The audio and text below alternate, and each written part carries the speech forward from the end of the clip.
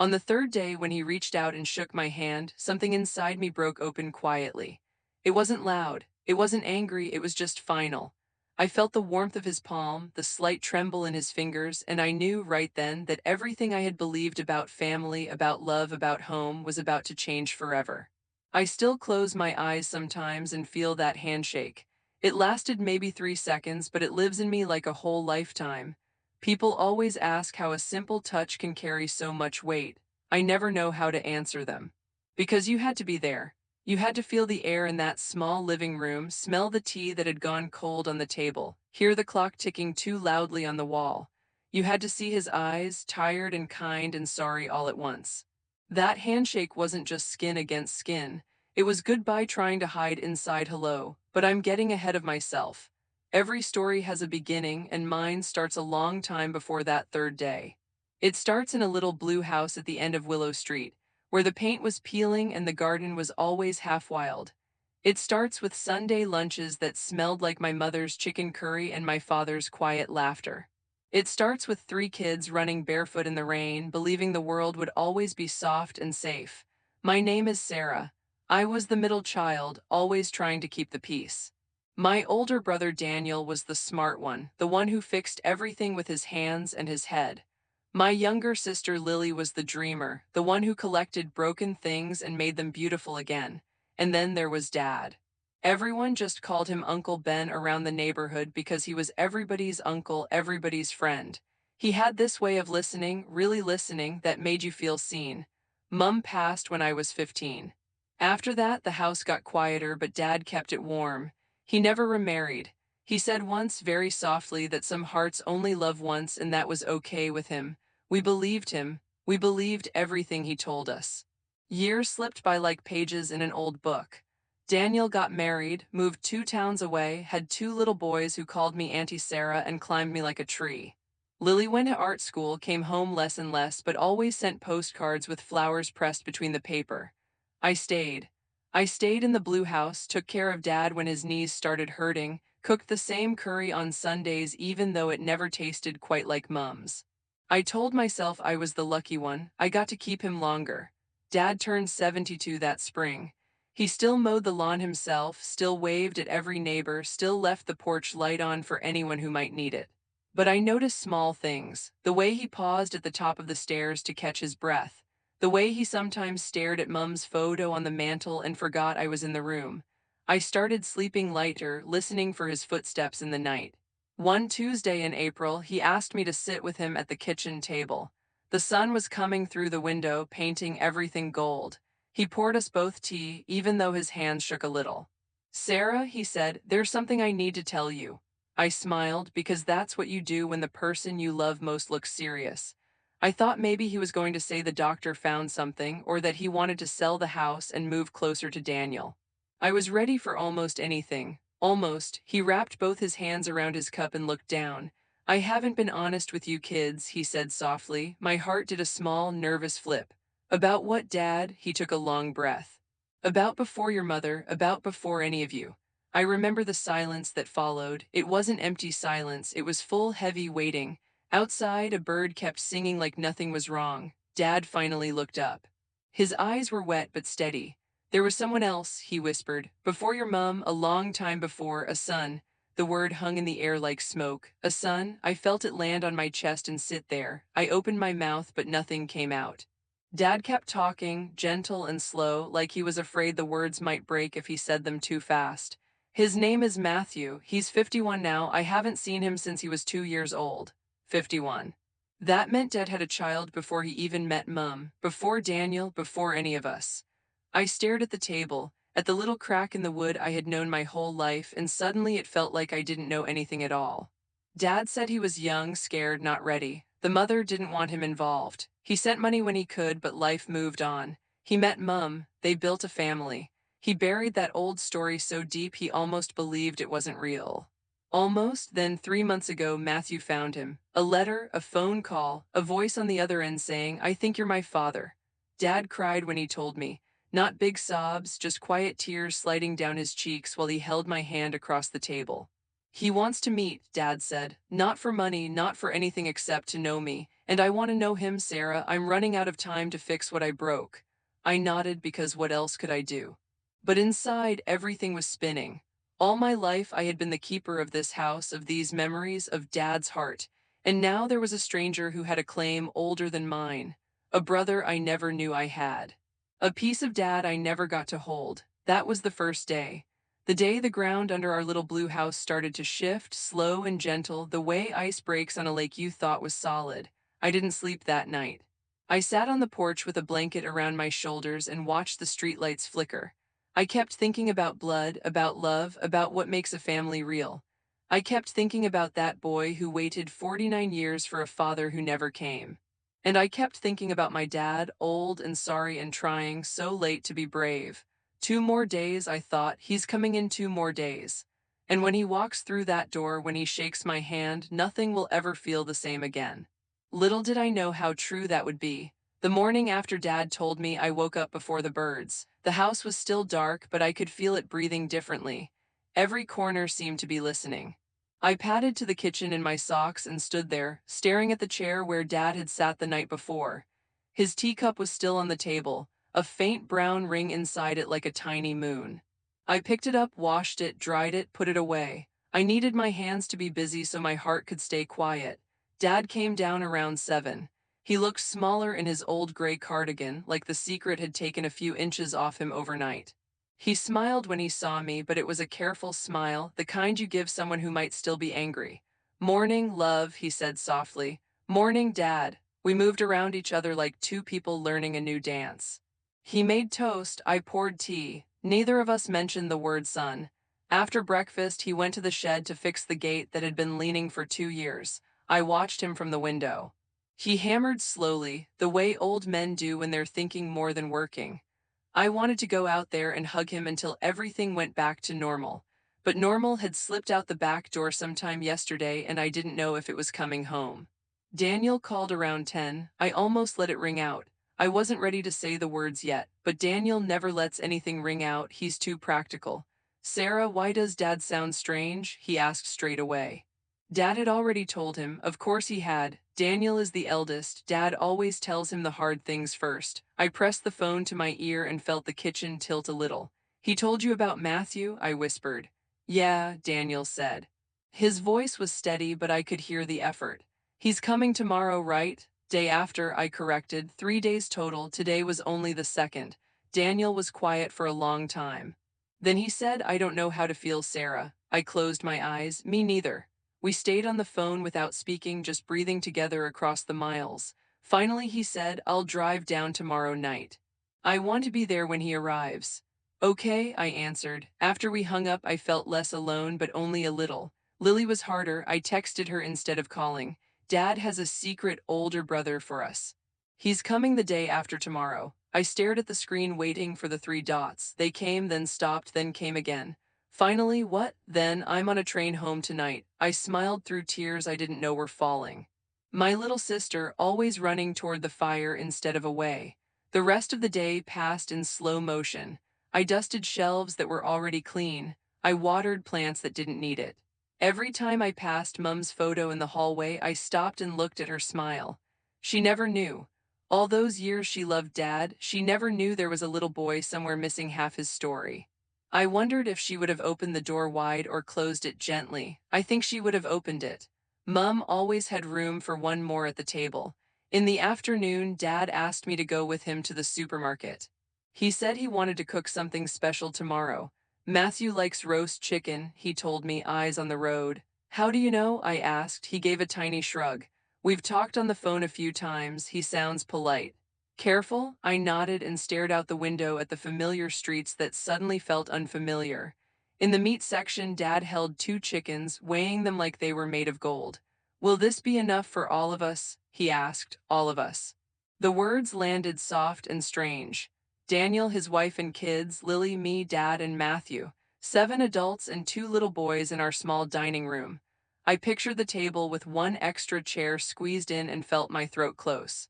"It'll be enough," I said. On the way home, Dad turned the radio off. He didn't speak for a long time. Then very quietly he said, "I'm afraid you'll stop loving me, Sarah." I turned so fast the seatbelt cut into my shoulder. Dad, no, my voice cracked. I'm afraid too, he went on, eyes fixed on the road. But not of meeting him, I'm afraid of losing you three. I reached over and put my hand on his arm. It felt thin under the cardigan. You won't lose us, I promised. I didn't know if it was true, but I needed it to be. That night Lily arrived just after 9. She dropped her bag in the hall and hugged me so tight I could feel her heartbeat. She smelled like train coffee and the lavender soap she's used since she was 12. Dad came out of his room in his pajamas, and Lily walked straight into his arms without a word. They stood there rocking slightly, Dad's eyes closed over her shoulder. I watched them and felt something loosen inside my chest. Later, the three of us sat up in the living room with the lamps low. Dad told the story again, slower this time, filling in the gaps he'd left out yesterday. How he was 21, how the girl was 19, how both sets of parents said it was impossible. How he signed papers giving up rights because he believed it was best for the baby. How he cried the whole bus ride home. Lily held his hand the whole time he spoke. When he finished, she laid her head on his shoulder like she did when she was little. I'm proud you're doing this now, Dad, she whispered. He kissed her hair and didn't try to hide his tears. I went to bed long after midnight. The house was full again, Lily's quiet breathing down the hall, Dad's soft snores downstairs, but it was a different kind of full. There was an empty space waiting too, shaped exactly like a man we had never met. I lay in the dark and listened to the clock tick. One more day, I thought, one more sleep until everything changes. Before I fell asleep, I sent Daniel a text, bring the boys, kids make everything softer. He replied with a heart emoji, nothing more. I held the phone to my chest and stared at the ceiling. Tomorrow night the whole family would be under this roof, plus one stranger who carried our blood. I wondered what his voice would sound like. I wondered if he would have Dad's eyes or Mum's smile or nothing of ours at all. I wondered if I would be able to look at him without feeling like something had been stolen from me. Outside, the wind moved gently through the willow tree in the front yard. Its branches brushed the house like it was trying to comfort us. I whispered into the dark, "Please let tomorrow be kind." Then I closed my eyes and waited for the second day to end, the way you wait for a wave to pass so you can breathe again. I woke up to the smell of rain on warm earth. The window was open a crack and the curtains moved like they were breathing with me. For one soft second, I forgot everything. Then I remembered today was the day. Today the doorbell would ring and a man would stand on our step carrying 51 years of Dad's silence. My stomach turned over, gentle but certain, like a boat rocking in a harbor that suddenly feels too small. Downstairs, Lily was already making coffee. She had her hair twisted up with a paintbrush and flour on her cheek even though we hadn't started cooking yet. She looked at me with wide, careful eyes. "Morning, big sis," she said quietly. "Morning, little bird." We didn't need more words. We just stood there holding our mugs, listening to the house wake up around us. Dad came in wearing his best shirt, the pale blue one he saves for weddings and funerals. He had shaved so close I could smell the aftershave he only uses on special days. His hands kept smoothing the front of his shirt even though there were no creases. I wanted to tell him he looked handsome, but my throat felt full of cotton. Instead, I poured him coffee and put 2 sugars in it the way he likes, even though the doctor says one. Today wasn't a day for doctors. Daniel arrived just after 9 with his wife Clara and the boys. The little ones ran straight to Dad, shouting "Grandpa," and wrapping around his legs like vines. Dad's face opened up in the biggest smile I'd seen in weeks. For a moment, everything felt normal again. Then I saw Daniel's eyes, steady, worried, older than yesterday. And I knew he was carrying the same weight we all were. We moved around the kitchen like a slow ballet. Clara peeled potatoes. Lily rolled out pastry for apple pie because Matthew had once said on the phone he missed his grandmother's apple pie. Daniel and Dad carried the extra table leaves in from the garage.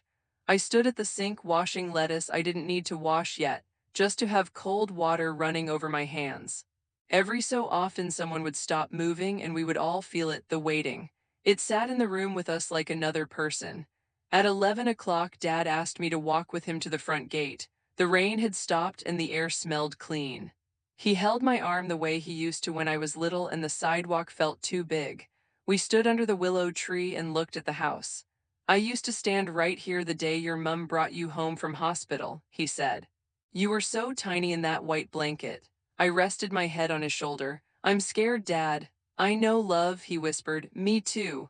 Back inside, he took an old shoebox down from the top of his wardrobe. Inside were things I had never seen. A tiny hospital bracelet, a lock of dark baby hair, a photograph of a young woman holding a toddler. The boy in the picture had Dad's ears. Dad touched the photo with one finger, gentle as a butterfly. That's him, he said. That's my Matthew. Lily started crying quietly. I felt the tears on my own cheeks but didn't brush them away. We set the table with the good plates, the ones with the tiny blue flowers Mum loved. There were 9 settings now. I kept counting them, afraid I had missed one or added one too many. Clara put a little vase of daisies in the middle. Daniel opened windows so the house could breathe. The boys ran in circles until Clara told them gently that today we needed soft feet. At 2 o'clock, Dad went upstairs to rest. He said he was fine, just wanted 10 minutes. I stood outside his door listening to the quiet creak of bed springs and then nothing. I pictured him lying on top of the covers in his good shirt, eyes open, staring at the ceiling the way he did the week Mum died. I left him alone. Some waiting has to be done by yourself. Lily and I sat on the porch steps sharing a glass of iced tea. She leaned her head against my arm. Do you think he'll like us? She asked. I think he'll be nervous too, I said. Imagine driving all this way to meet people who are supposed to be your family but feel like strangers. Lily nodded slowly. I hope he has kind hands, she whispered. I smiled at that. Only Lily would hope for kind hands. Daniel came out and sat with us. He didn't speak for a long time, then he said, I keep thinking about inheritance. I looked at him, surprised. Not money, he said quickly. Time. Dad gave us all his years, and Matthew only got letters that stopped coming. I feel guilty for having so much of him. I reached for his hand. We didn't know, I said. That doesn't make the math easier, he answered. We sat there, 3 siblings holding the same heavy thought between us. 4 o'clock. The pie was cooling on the rack. The chicken smelled like Sunday used to. Dad came downstairs looking pale but steady.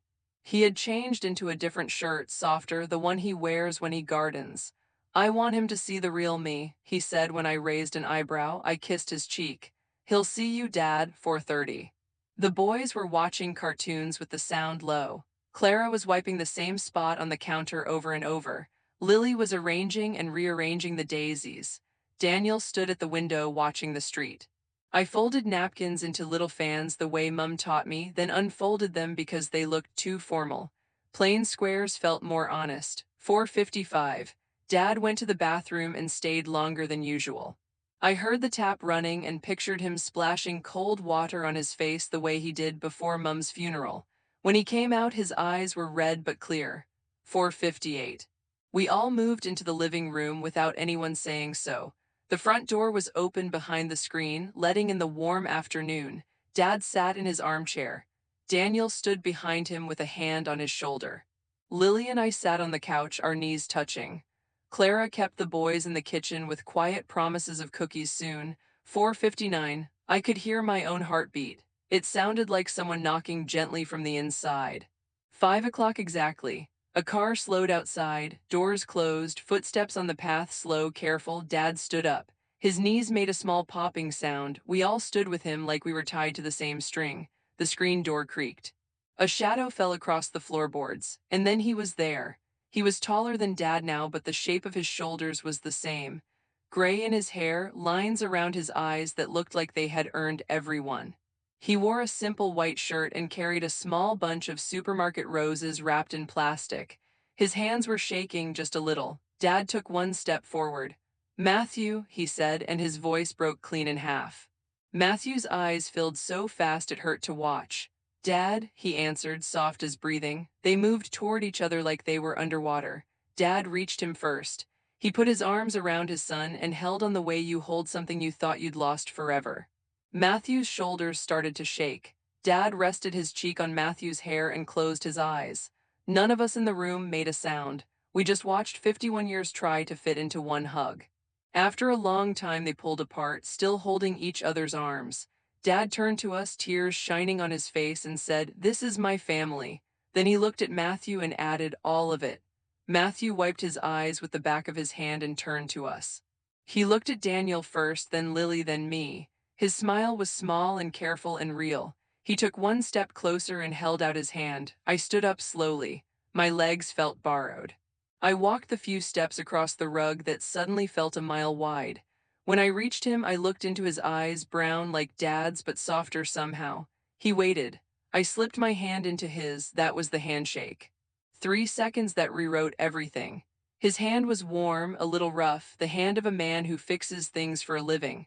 I felt the small callus on his middle finger, the slight tremble he was trying to hide. He didn't squeeze too hard, didn't hold on too long, just 3 quiet seconds. But in those 3 seconds, I saw everything he had carried for 51 years. The birthdays without a father, the school forms that said "Father Unknown," the nights he wondered if he was wanted. All of it passed from his palm into mine like a silent letter. When I let go, my hand stayed warm for a long time. I didn't know where to put it, so I tucked a piece of hair behind my ear even though none had fallen. Matthew gave a tiny nod, almost a bow, and stepped back so Daniel could come forward. Daniel shook his hand next, steady and firm, the way men do when they're trying not to cry. Then Lily, she didn't shake. She simply walked into his arms and held him like she had known him forever. Matthew's eyes closed over her shoulder, and I saw his mouth shape the word sister without sound. Dad couldn't stop touching him. A hand on Matthew's back, a pat on his arm, fingers brushing the sleeve of his shirt as if checking he was really there. Every touch looked like an apology and a thank you at the same time. Clara introduced the boys. Noah, the older one, shook Matthew's hand very seriously and said, "Pleased to meet you, sir." Little Ethan just stared, then hid behind Clara's legs. Matthew crouched down to Ethan's height and said, "I brought you something, but it's in the car." "Wanna come see?" Ethan peeked out and nodded. Just like that, the ice started to melt. We moved to the dining room because none of us knew what else to do with our bodies. The table looked too bright, too full of food, too much like a celebration when we were all still trembling inside. Dad pulled out the chair at the end, the one that had always been his, and gently pushed Matthew into it. Then Dad took the seat beside him instead of the head. I noticed, we all noticed. Matthew noticed too. His eyes filled again, but he blinked it away and smiled at the flowers Clara had put in front of him. We passed plates slowly. Everyone talked in soft voices, the way people do in hospital corridors. Matthew told us he was a carpenter, that he lived an hour north, that he had never married but had a dog named Blue. He said Blue was old and gray now and slept on his feet every night. Lily laughed and said she wanted to paint Blue. Matthew said he would love that. Simple words, but each one felt like a stitch sewing something together. Dad couldn't eat much. He kept looking at Matthew as if he might disappear. Every time Matthew lifted his glass, Dad watched his hand, his wrist, the way his fingers curled. I realized he was looking for himself in those hands. He found it, the shape of the thumb, the little scar across one knuckle. Dad has the same scar from fixing the fence when I was 7. Dad reached over and touched it without thinking. "Fence gave me that too," he whispered. Matthew turned his hand over and let Dad trace the scar with one old finger. Neither of them spoke. They didn't need to. Halfway through dinner, Noah asked the question we were all holding in our mouths. "Why didn't you come sooner?" The room went still. Even the clock seemed to stop ticking. Matthew put his fork down gently. He looked at Dad, giving him the choice to answer or not. Dad took a slow breath. "I was young and foolish," he said. "I thought walking away was the kindest thing I could do. I was wrong." He looked at each of us around the table. "I hurt a lot of people by being a coward. I'm sorry it took me 51 years to be brave." Matthew reached over and covered Dad's hand with his. "I'm here now," he said simply. "That's what matters." I felt the tears slide down my cheeks and didn't wipe them away. Lily was crying openly. Daniel stared at his plate like it held all the answers. Clara passed tissues without a word. After dinner, we moved to the living room because the table felt too small for what was happening. Dad brought out the shoebox again. He laid the old photographs on the coffee table like treasures. Matthew picked up the one of himself as a toddler and held it close to his face. "I don't remember this day," he said softly. "But my mom kept this exact picture on her dresser until she died." Dad made a small sound, half sob, half laugh. "I sent her the only copy I had," he said. "She kept it." Matthew nodded. "She kept you too, in her own way." The evening softened around the edges. The boys fell asleep on the couch under a blanket. Clara carried them to the spare room one by one. Lily put a record on low, some old jazz Mum used to play when she cooked. We sat in a loose circle and let the music hold the silences so we didn't have to. Matthew told us small things.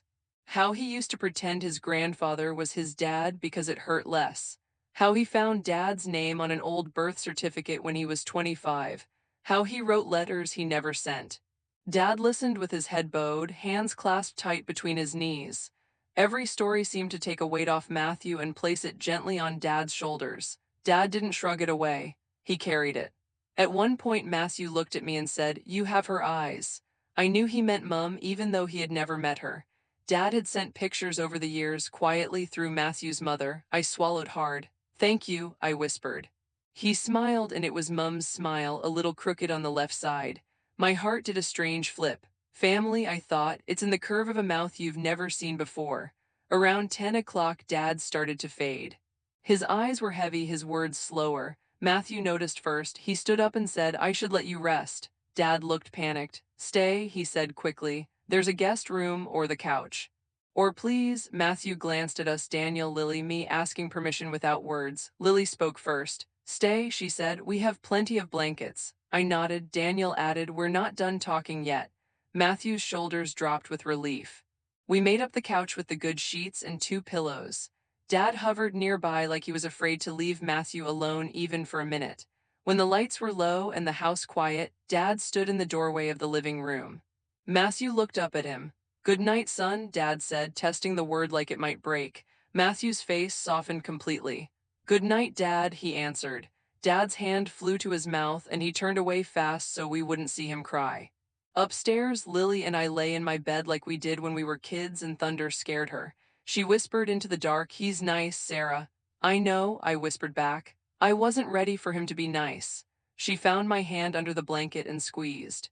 "None of us were," she said. We listened to the house settle around a new person breathing inside it. Before I fell asleep, I felt that handshake again in my palm. It wasn't goodbye, it wasn't hello either. It was the sound of a door opening after being locked for 51 years. And I realized, with a quiet ache that felt almost sweet, that some doors, once opened, can never be closed the same way again. I woke before the sun had fully decided to rise. The house was breathing differently again, fuller, like it had grown an extra room overnight.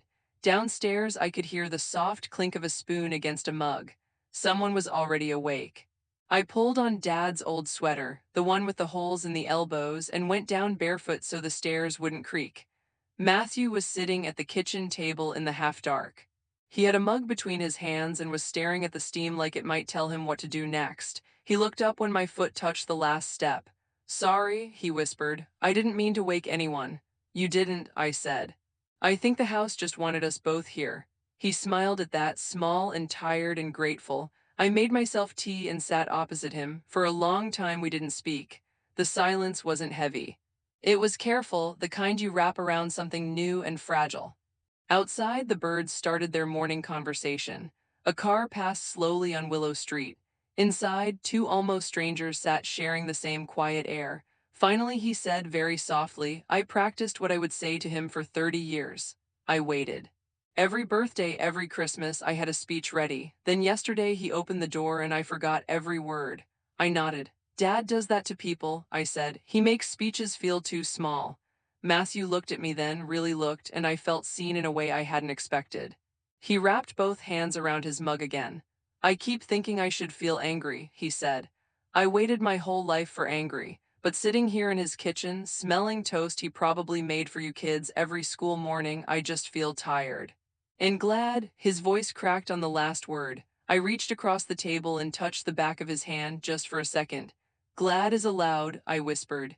He turned his hand over and let my fingers rest there. Another quiet handshake, softer this time. Dad appeared in the doorway wearing his robe and slippers. He stopped when he saw us. His eyes went from Matthew to me and back again, wide and unsure, like a child who finds an unexpected gift under the tree. Matthew stood up slowly. "Morning," he said. Dad's mouth opened, then closed. He took 3 steps and folded Matthew into his arms again. They stood like that for a long time, Dad's cheek pressed to his son's shoulder. I slipped out of the kitchen and left them alone. Some moments aren't meant to be watched. Lily found me on the porch wrapped in a blanket. She crawled in beside me without asking. We watched the sky turn pale pink. He's still here, she whispered, wonder in her voice. I was scared he'd leave before breakfast. Me too, I admitted. We sat shoulder to shoulder, sharing warmth, sharing fear that had already started to shrink. Inside, the smell of bacon drifted out. Daniel's deep laugh rumbled, then Noah's higher one. Clara's gentle voice told someone to use a napkin. Normal morning sounds, but stretched to fit one more person. The house was doing its best. So were we. Breakfast was slow and clumsy and perfect. Dad kept putting more eggs on Matthew's plate even after he said he was full. Matthew kept accepting them because he saw what it meant. Noah asked if Matthew could fix the wobbly leg on his toy truck. Matthew said he would love to. Ethan climbed into Matthew's lap halfway through and fell asleep against his chest like it was the most natural thing in the world. Dad watched with shining eyes and didn't even pretend not to cry. After breakfast, the men went to the garage. Daniel wanted to show Matthew Dad's old tools. Dad walked between them like he was afraid to let either son get too far away. Lily and Clara cleaned up while the boys played in the garden. I stood at the sink and watched the three of them through the window. Dad was pointing at something on the workbench, talking with his hands the way he does when he's happy. Daniel laughed at something Matthew said. Matthew looked up, saw me watching, and lifted one hand in a little wave. I waved back, tears blurring everything into soft gold.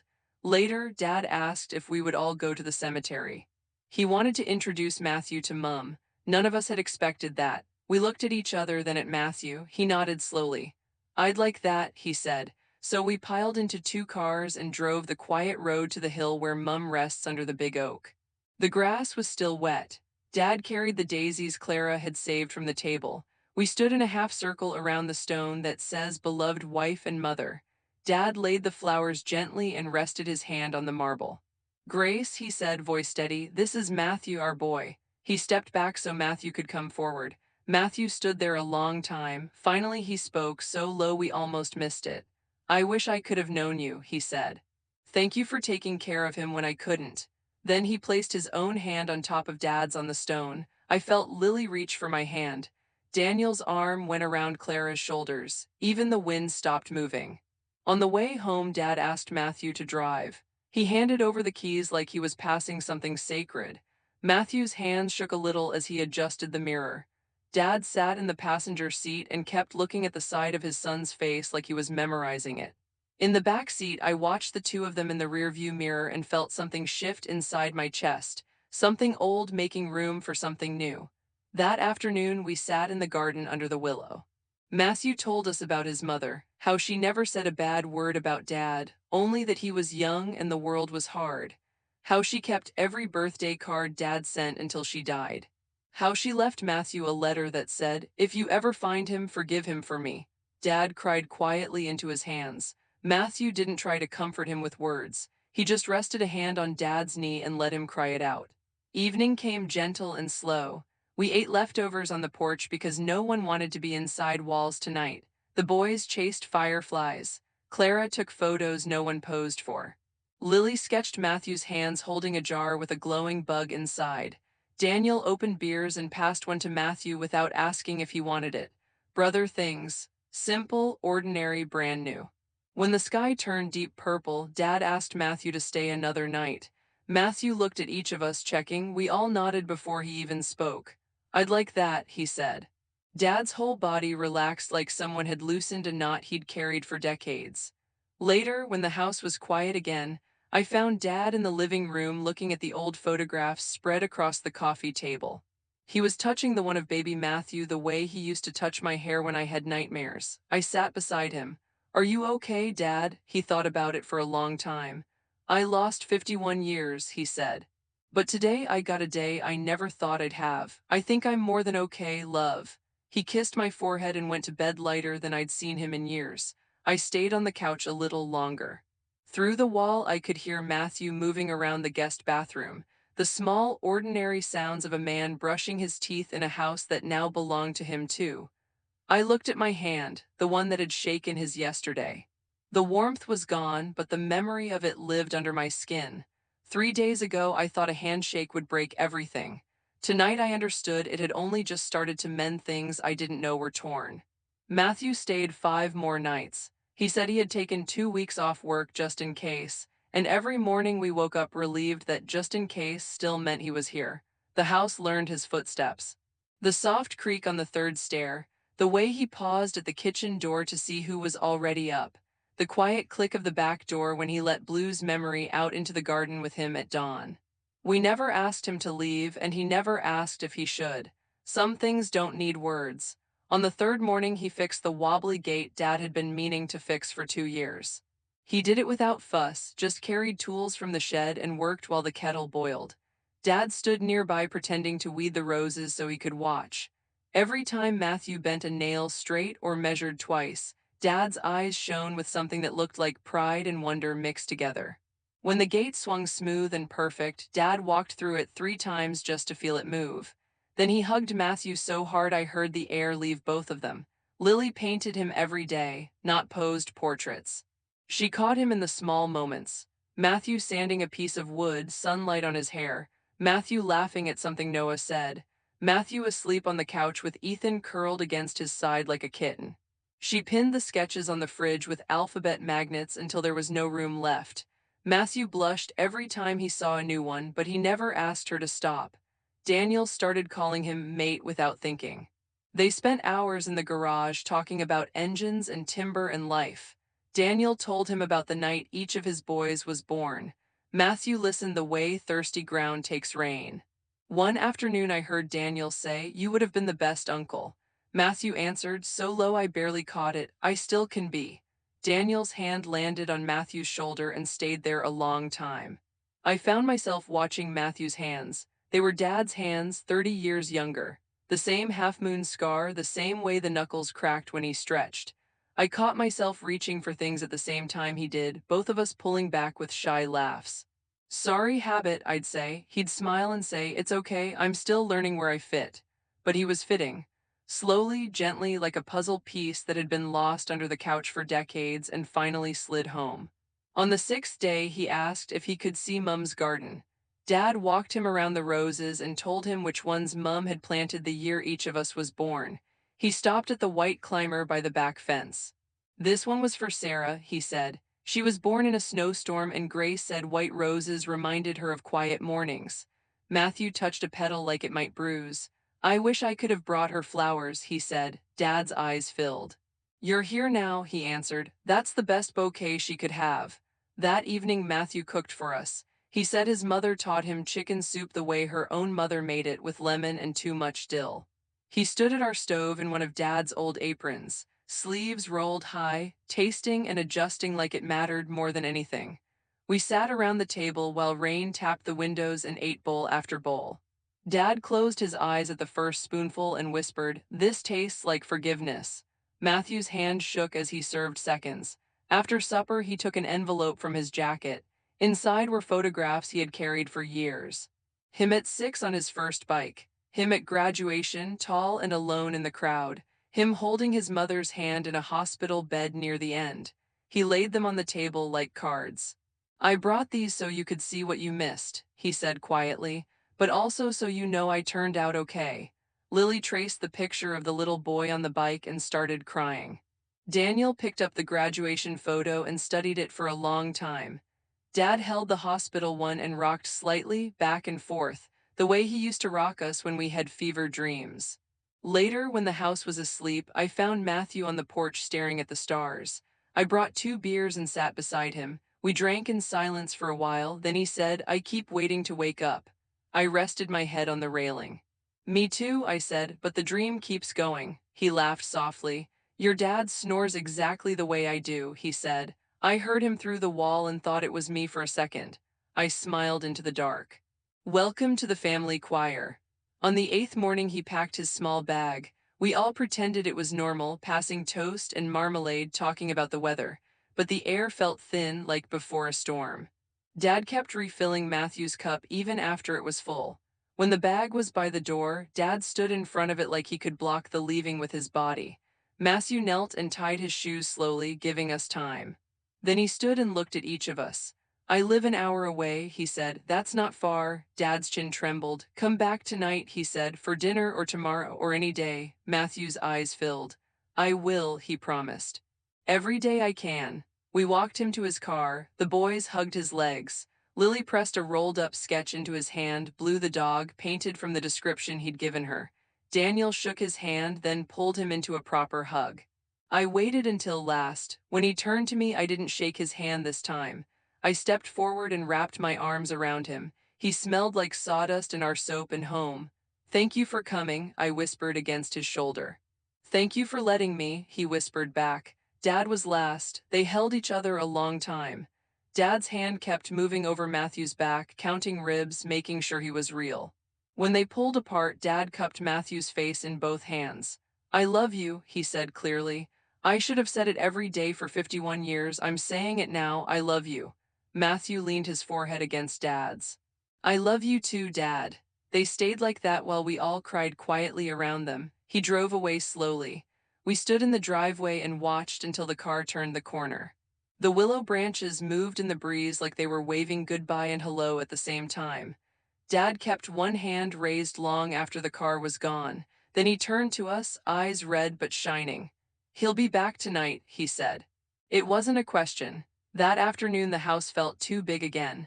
We moved slowly, putting sheets in the wash, opening windows to let the missing out. But it wasn't the same kind of missing as before. This was the soft ache of a bruise that is healing. At 6 o'clock the phone rang. It was Matthew. "I'm 10 minutes away," he said. "I forgot to give your dad the spare key I had cut."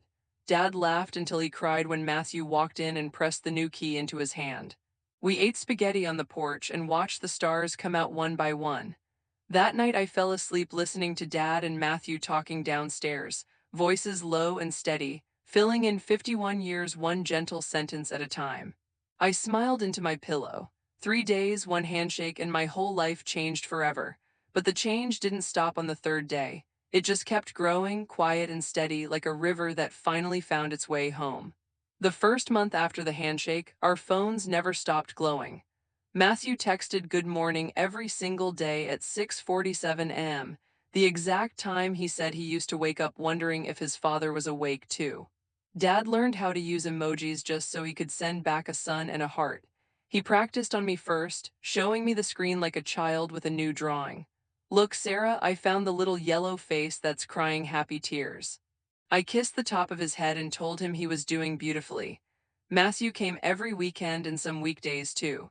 He always brought something small, a jar of honey from the market near his house, a piece of wood he thought Dad might like to turn into a bowl, a toy car for the boys that really rolled. He never arrived empty-handed and never stayed less than one night. The guest room bed stopped being a guest bed. We just called it Matthew's room now. One Saturday in May he arrived with Blue. The old dog climbed out of the car stiff and slow, tail wagging like it might fall off from effort. Dad knelt on the driveway with tears already running and buried his face in Blue's neck. "I always wanted to meet you," he told the dog. Blue licked the salt from Dad's cheeks as if he understood. That night Blue slept on Matthew's feet, but every time Dad got up to use the bathroom, Blue followed him too, checking. Lily moved home for the summer. She said it was to paint, but we all knew it was to watch the miracle up close. She turned the attic into a studio and painted Matthew over and over. Matthew laughing, Matthew listening, Matthew holding Dad's hand while they planted tomatoes together. One canvas she kept covered. When I asked what it was, she only smiled and said, "Not yet." Daniel started driving down every Friday after work. Clara packed overnight bags for the boys without being asked. They arrived with muddy football boots and stories from school, and the house filled with noise in the best way. Noah asked Matthew to teach him how to use a saw. Matthew built him a little workbench exactly Noah's height. Dad stood in the doorway watching them and whispered to me, "I missed this part with him, but I get to see it with my grandson now." I noticed small changes in Dad that no doctor could measure. His step was lighter. He forgot to take his afternoon nap because he was too busy telling Matthew about the year I broke my arm falling off the willow tree. His appetite came back. He laughed louder and longer than he had since Mum was alive. One night I found him in the kitchen at 2 a.m. making cocoa for Matthew because they had been talking and lost track of time. They looked like two boys caught stealing biscuits. I kissed them both and went back to bed smiling. Matthew started calling me Sar the way Daniel and Lily always have. The first time it slipped out, he stopped mid-sentence, cheeks red. Sorry, I touched his arm. I like it, I said. He smiled so wide I saw the little gap between his front teeth that Dad has too. In June, Dad asked Matthew to help him build a new bench under the willow. They worked side by side for 3 weekends. Dad measured, Matthew cut. Dad sanded, Matthew oiled. They argued gently about the angle of the backrest and laughed when they realized they both wanted the same thing. When it was finished, Dad carved their initials on the underside where no one would see unless they knew to look. BM plus MB, father and son. Same letters, different order, finally fitting together. On the day they finished the bench, Dad asked us all to come outside after supper. The sun was low and golden, the kind of light that makes everything look like a memory already. He stood in front of the new bench holding a small wooden box. Inside was a single key on a piece of blue ribbon. He handed it to Matthew. This is yours now, Dad said. The house is yours, whenever you want, forever. Matthew looked at the key like it might burn him. Dad shook his head. I've had 72 years of deciding things without asking the people who mattered most. I'm not doing that anymore. This is your home too. Matthew closed his fist around the key and cried without trying to hide it. That night Matthew asked if he could bring something up from his car. He came back carrying a framed photograph I had never seen. It was Dad, young, maybe 22, standing beside a pretty woman with soft curls. She was very pregnant and smiling at the camera like she held the whole future in her belly. On the back, in faded ink, "Me and our boy, 1971, Dad took the picture with shaking hands. I never had this one," he whispered. Matthew said his mother kept it beside her bed her whole life. Dad hung it in the hallway that night, right next to Mum's favorite picture of the four of us on the beach. 2 mothers, 1 father, all of us under the same roof at last. In July, Matthew's birthday came. He was turning 52. We didn't know what to do for a birthday that had been invisible to us for half a century. Lily planned everything in secret. She made a cake with 52 candles and 1 extra for the years we're making up. Daniel closed the curtains and we all hid like children. When Matthew walked in from the garden, we turned on the lights and sang. He stood frozen in the doorway, face lit by all those tiny flames, tears running freely. Dad stepped forward first and sang the loudest, voice cracking on every high note. After we blew out the candles, Matthew said very quietly, "This is the first birthday party I've ever had." The room went still. Then Lily cut the biggest slice and put it in his hands like it was medicine. Later, when the boys were asleep and the house quiet, Matthew found me in the kitchen washing dishes. He took the tea towel from the rack and started drying without being asked. We worked side by side the way Daniel and I used to when we were teenagers. After a while he said, "I keep thinking thank you isn't enough." I turned off the tap. "You being here is the thank you," I said. He put down the plate he was holding and hugged me. Not a polite hug. A real one, arms tight, chin on my head the way big brothers do. I let him hold me until the shaking stopped. That night I stood at my bedroom window and looked down at the garden. Dad and Matthew were on the new bench, shoulders touching, talking so softly I couldn't hear the words. The porch light made a pool of gold around them. Dad reached over and took Matthew's hand the way he used to take mine when I was scared of thunder. Matthew let him. They sat like that until the light went out and the moon took over. I crawled into bed feeling something I hadn't felt in years. Full. Not the kind of full that comes from a big meal, but the kind that settles deep in the bones when every empty space inside you has finally been touched by love. 3 days, 1 handshake, and the healing was still happening week after week, like a tide that only ever came in. August arrived soft and heavy, the kind of heat that makes time slow down. Matthew sold his little flat an hour away and moved in with 3 suitcases, a toolbox, and blue. He kept saying it was just for now, but nobody corrected him. We simply cleared the back bedroom that used to be Mum's sewing room, painted the walls the pale gray blue of morning sky, and hung Lily's covered canvas above the dresser. On the day he carried the last box inside, Dad met him at the door with a small brass plaque he had made in secret. "Matthew Benjamin Home." He screwed it beside the front door, right under the one that still says the Bennett's Est. 1978. Matthew traced the letters with 1 finger, then rested his forehead against the wood and cried so quietly only Dad heard. Blue claimed the rug in front of the fireplace as his own. Every evening he waited there until both his humans were in the same room, then sighed the deepest dog sigh and slept. Dad said Blue was the family's new heart monitor. When he was calm, we all were.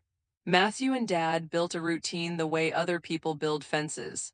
Coffee together at 6:30. Walk to the end of Willow Street and back, slow enough for Dad's knees. Breakfast on the porch while the newspaper lay forgotten because they were too busy talking. Then garden or garage or just sitting on the bench under the willow, filling silence with stories that should have been told 40 years earlier. I watched from windows and doorways and felt like I was witnessing a long, slow sunrise that had been delayed half a century. One afternoon, I came home from the shops and found them in the living room with a box of old reel-to-reel tapes Mum used to record us singing as children. Matthew had fixed Dad's ancient player. Our tiny voices filled the room, Daniel bossy, Lily off-key, me trying to keep them both in line. Dad and Matthew sat on the floor like boys, laughing until tears ran. When the tape ended, Dad looked at Matthew and said, "I wish I had one of you humming in your cot." Matthew answered, voice rough, "Play it again, I'll pretend it's me." They played it 4 more times. Lily finally uncovered the big canvas. It was all of us around the dining table the first night Matthew arrived, but painted from above, as if Mum were looking down from the ceiling light. An empty chair waited at the head, bathed in soft gold. In the chair sat a faint outline of a woman with her hand resting on Dad's shoulder. We stood in the attic staring speechless. Lily whispered, "I started it the day after he came.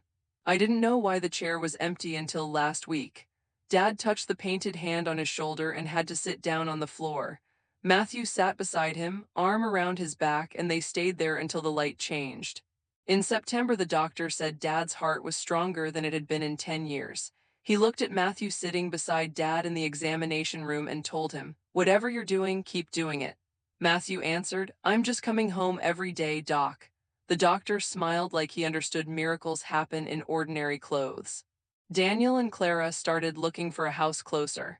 They found one 3 streets over with a big garden and a shed Matthew could use. When they told Dad, he cried happy tears into his tea. "Weekends won't be enough soon," Daniel said. Matthew added quietly, "Grandchildren should be able to walk to Grandpa's." Dad had to leave the table because he couldn't speak. I noticed I had stopped flinching when someone said my brother on the phone. It used to feel like a correction, now it felt like breathing. One night Matthew helped me carry groceries in from the car and said, "Sar, do you mind if I call you my sister to people?" I set the bags down and hugged him in the driveway under the streetlight. "I would love that," I said against his shirt. He held on a little longer than usual. October brought the first cold snap. Dad's knees ached more, so Matthew carried him piggyback from the living room to bed one night when the pain was bad. Dad laughed the whole way like a child, arms tight around Matthew's neck. I filmed it on my phone because some moments are too precious to trust only to memory.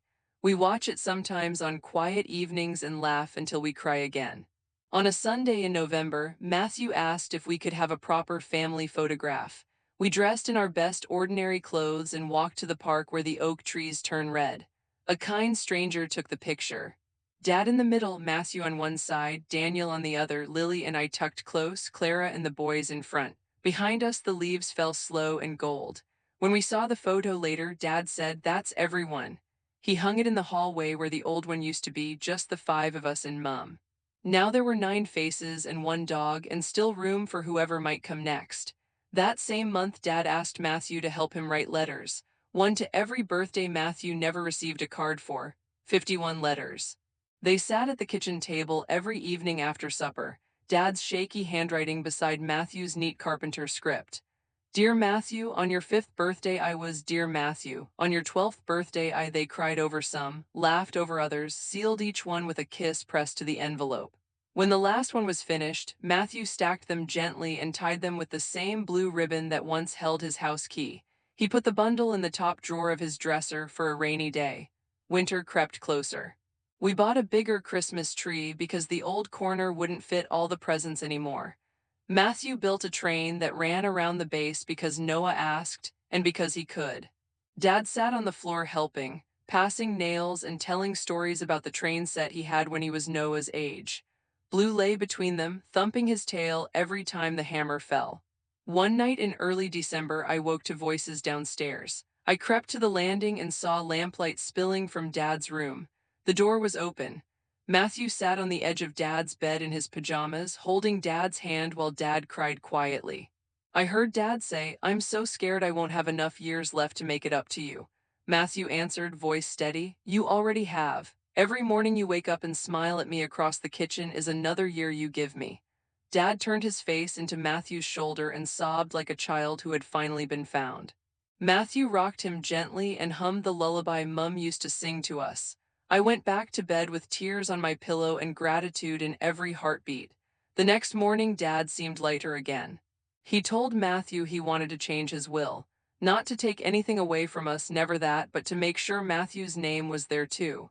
Matthew tried to protest, but Dad touched his cheek and said, "You were always my son. The paper just needs to catch up." Matthew nodded and rested his forehead against Dad's, the way they do now when words are too small. That evening snow started to fall, soft and deliberate. We stood on the porch watching it cover the willow like a blanket. Dad raised his glass of cocoa and said very quietly, "To second chances that come in time." We drank. Blue barked once at the snowflakes. Inside, the lights on the tree blinked gold and red and green, and the house felt exactly the right size for all the love it now held. I looked at Matthew standing beside Dad, snow in both their hair, shoulders touching. I looked at the brass plaques side by side on the door, and I understood that the handshake on the third day wasn't the moment everything changed. It was only the moment the changing began. The snow stayed on the ground for 3 weeks. It turned Willow Street into a postcard and made every footstep outside feel like the first one ever taken. Inside the house, time moved differently. It moved in cups of tea, in slow conversations by the fire, in the soft click of Matthew's bedroom door closing at night and opening again every morning. We had stopped counting how long he had been here. We only counted that he still was. Dad's heart began to miss beats in January. Not dramatic, not yet, just little pauses the doctor called benign arrhythmias. He said, "Age, nothing to worry about yet, come back in a month." Dad laughed and told the doctor he had wasted 51 years worrying. He wasn't starting again now. But we noticed things. How he sat down halfway up the stairs. How he sometimes forgot the end of a sentence and smiled like it didn't matter. How he held Matthew's arm a little longer when they walked to the mailbox. One night in February, the temperature dropped hard. The pipes sang and the wind found every crack in the old house. Dad woke at 3 a.m. with pain across his chest like someone sitting on him. Matthew heard him first. He always heard him first now. He was in Dad's room before I reached the hallway, phone already to his ear, voice calm and clear giving the address. I stood in the doorway watching Matthew help Dad sit forward, rubbing his back the way the paramedics later said was exactly right. Dad looked at me over Matthew's shoulder, eyes wide and frightened, and whispered, "I'm not ready to leave him again." Matthew answered before I could. "You're not going anywhere tonight, Dad, I've got you." They took him to St. Mary's in the ambulance. Matthew rode with him, holding the oxygen mask steady. Lily, Daniel, and I followed in the car, 3 siblings gripping each other's hands so tight we left marks. In the corridor outside the cardiac unit, the doctor used gentle words. "Blockage, stent, lucky we came quickly." Dad slept under bright lights while they fixed what was broken. We took turns sitting beside the bed, but Matthew never left the chair. He held Dad's hand the entire 6 hours and only let go when they wheeled Dad back to us, pale but smiling. Dad came home 3 days later with a tiny new scar and a bottle of tiny new pills. Matthew carried him over the threshold like a bride because Dad laughed and said, "That's what you do when you come home after something big."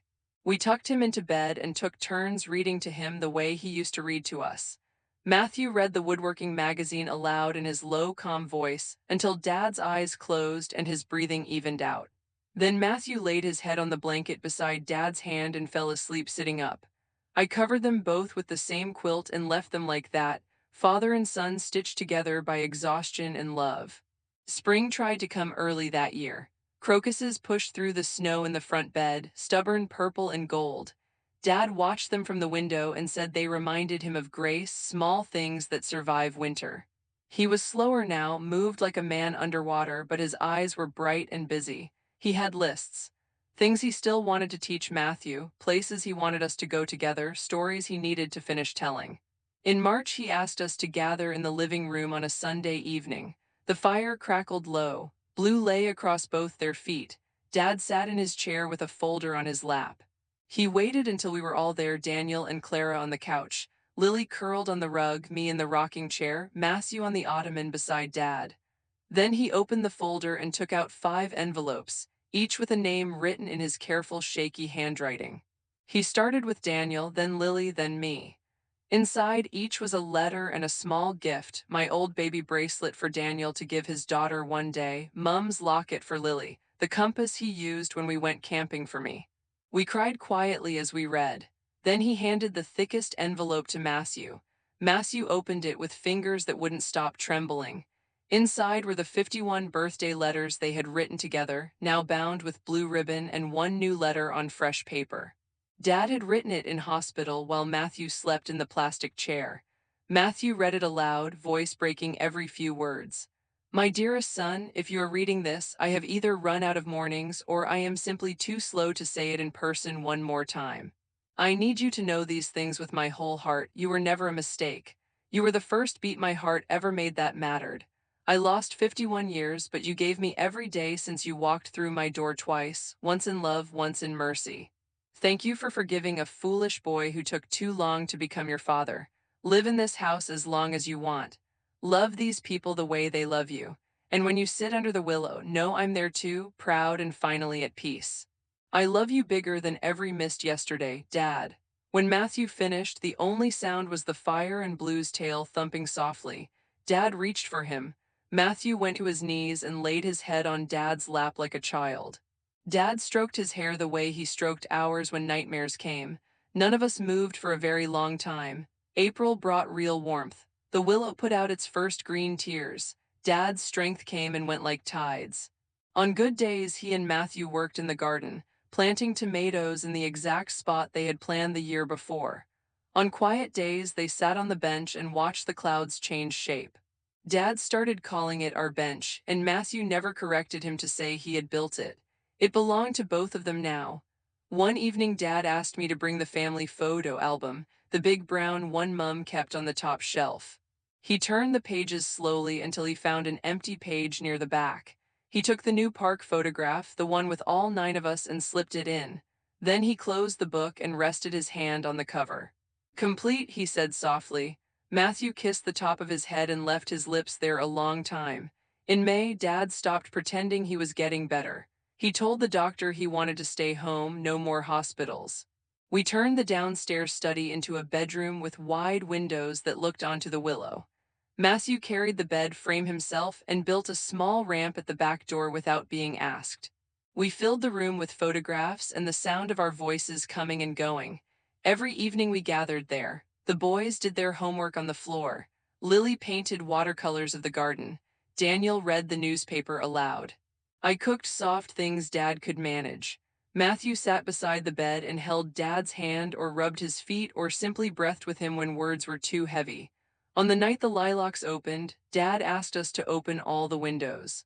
The scent drifted in thick and sweet. He looked at each of us, eyes clear and shining. I have everything I need right here, he said. Then he turned to Matthew and whispered, so only he could hear, thank you for coming home. Matthew bent close and answered, thank you for waiting for me. Dad slept after that, deeper than usual. We took turns sitting with him through the night. Just after dawn, with the first birds singing and the sky turning the color of Mum's roses, Dad took one quiet breath and didn't take another.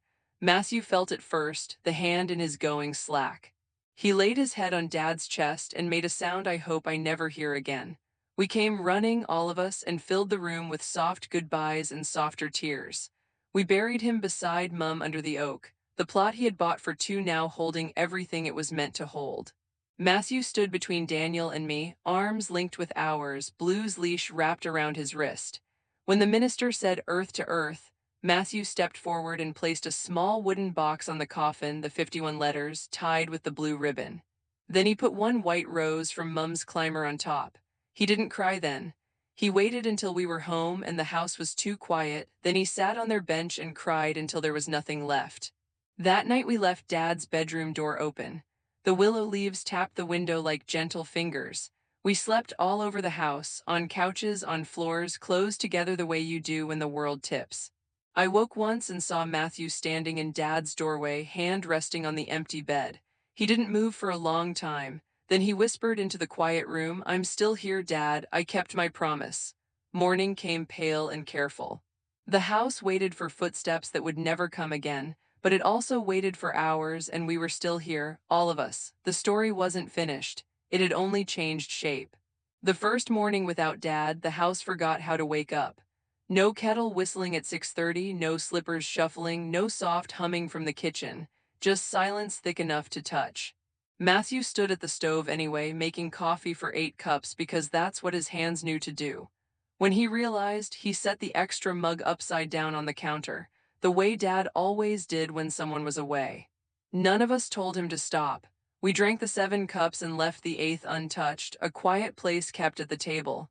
Spring kept coming even though we didn't want it to. The tomatoes Dad and Matthew planted pushed stubborn green through the soil. Matthew watered them every dawn, talking low the way Dad had taught him. He told them about the weather, about Blue's stiff legs, about how proud their granddad would be. I watched from the kitchen window and understood. Love doesn't stop speaking just because the person is gone. It only changes voice. We kept the bench under the willow polished. Someone was always there, Lily sketching, Daniel with the boys, me with tea gone cold. Matthew went every evening at sunset. He carried the little wooden box of letters, opened one at random, and read it aloud to the empty air. Some nights he laughed, some nights he cried. Every night he ended the same way, "I'm still here, Dad, I'm looking after them." Then he pressed his palm to the warm wood where Dad's initials lived and stayed until the stars came out. In June, we held a simple gathering in the garden. Neighbors brought cakes, old friends brought stories, Clara strung fairy lights in the willow. Noah and Ethan released paper lanterns that floated up like slow fireflies. Matthew stood under the tree and thanked everyone for loving Dad all those years when he himself hadn't been able to. His voice shook only once. When the last lantern disappeared, he looked up and whispered, "Did you see that, Dad? All these people because of you."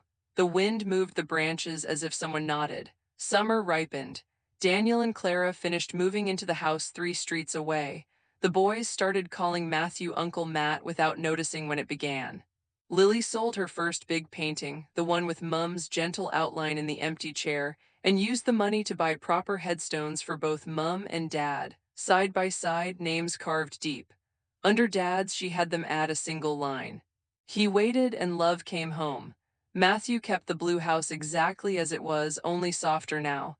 He fixed what creaked, painted what peeled, but never changed the heart of it. He turned Mum's old sewing room into a proper bedroom for himself and hung the park photograph above the dresser, so it was the first thing he saw every morning.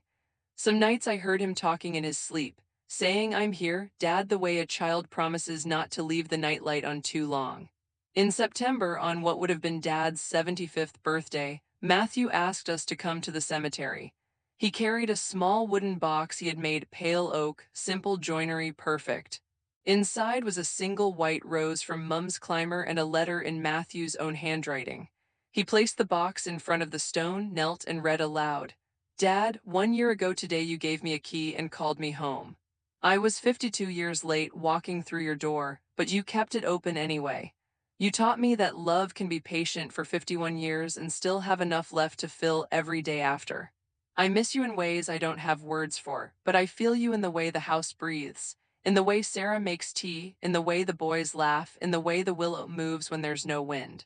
You didn't leave us empty, you left us complete. Happy birthday. Save me a seat on whatever bench you're sitting on now. I'll be there when my turn comes. Your son always, Matthew." He folded the letter, slipped it under the rose, and rested his forehead against the cool stone. We stood behind him, Daniel's arm around me, Lily holding Clara's hand, the boys quiet for once, and let the moment be his. Autumn came again, gold and gentle. The tomatoes turned red and heavy. Matthew picked the first ripe one, held it warm from the sun, and brought it inside. He sliced it thick, sprinkled salt the way Dad liked, and we ate it standing around the kitchen counter, juice running down our wrists. Lily said it tasted like Sunday lunch used to. Daniel said it tasted like forgiveness. Matthew said it tasted like both. Years have passed now, quiet, ordinary years stitched together with love that learned how to stay. Daniel's boys are tall and loud and call Matthew when they need advice about girls or woodwork. Lily's paintings hang in galleries, but her favorite one still lives above Matthew's dresser. I still live in the blue house. Some nights I wake and hear Matthew walking the hallway the way Dad used to, checking locks, checking that we're safe. He never married, never felt the need. He says he already has the family he waited a lifetime for. Every spring we plant new tomatoes in the exact same spot. Every December we put the biggest tree the living room can hold. Every evening someone sits on the bench under the willow and talks to the air. The brass plaques by the door are weathered now, but you can still read both names clear as the day they were hung. Sometimes people ask me what I learned from those 3 days that turned into a lifetime. I tell them this. Family is not only the people who arrive on time. Sometimes it's the person who arrives late, carrying 51 years of longing in his hands and still finds the door open. Sometimes forgiveness is not a single moment but 1,000 small ones, coffee made for an empty cup, a bench kept polished, tomatoes planted where an old man once knelt with his son. And love, real love, mind waiting. It only needs one handshake, 3 quiet seconds, to remember it was always on its way home. So if you ever feel something in your life broke too long ago to mend, remember our little blue house at the end of Willow Street. Remember a father who kept a light on without knowing who it was for. Remember a son who walked through the door anyway. And remember that sometimes the greatest stories don't end. They simply open their hands and let the next person in. That is the story of 3 days, one handshake, and the life that changed forever and kept changing gently, beautifully, until love had room for every missing year. If this story touched your heart the way it still touches mine every time I tell it, if you cried a little, smiled a little, or felt something warm settle in your chest, please consider subscribing to the channel and turning on the little bell so you never miss the next story. Your love, your comments, your quiet, "I needed this today" messages are what keep these true stories alive and bring more of them to you.